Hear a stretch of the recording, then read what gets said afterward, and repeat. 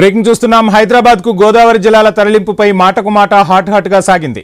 కాంగ్రెస్ ఎప్పటికీ సిటీకి తాగునీరు అందించలేదన్నారు BRS working president KTR.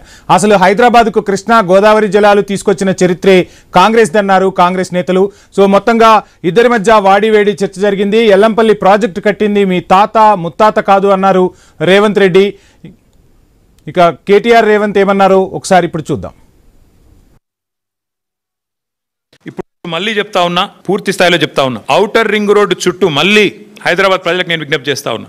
Outer ring road చుట్టూ రింగ్ మెయిన్ మేము ఆల్రెడీ నిర్మాణం ఒక 50 కిలోమీటర్ల దాకా చేసినాం. మిగతాది కూడా పూర్తి చేసేది కేసీఆర్ ప్రభుత్వమే. మళ్ళీ వస్తాం, కేసీఆర్ ప్రభుత్వమే మిగతాది కూడా పూర్తి చేస్తుంది. తద్వారా రింగ్ మెయిన్ పూర్తి చేయడం ద్వారా ఏమవుతుంది, గోదావరి నీళ్లు కానీ కృష్ణా నీళ్లు కానీ భవిష్యత్తులో ఏనాటికి హైదరాబాద్కి ఇంకొక 500 సంవత్సరాలైనా కరువు లేకుండా చేసే బాధ్యత మాది. 1000% ఇది మా వాగ్దానం. మీకు వచ్చే ఎన్నికల్లో మా వాగ్దానం హైదరాబాద్ ప్రజలకు. ఈ ముఖ్యమంత్రి వల్ల కాదు అది, ఎందుకంటే ఆయన గోల్ అంతా ఎంతసేపు డబ్బులు ఎట్లా సంపాదించాలని.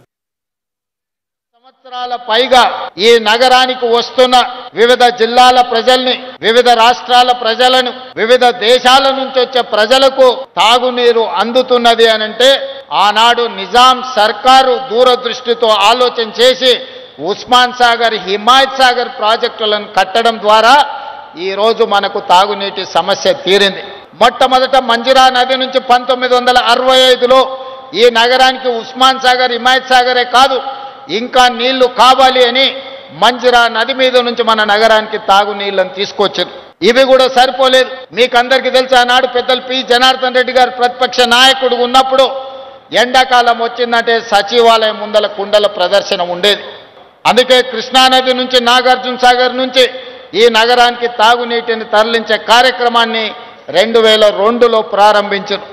ఆ తర్వాత ఫేజ్ 1, ఫేజ్ 2, ఫేజ్ 3 3 పథకాలను ఆనాడు Congress party doctor YS Rajasekhara Reddy గారు ముఖ్యమంత్రిగా ఉన్నప్పుడు కొనసాగించడం జరిగింది.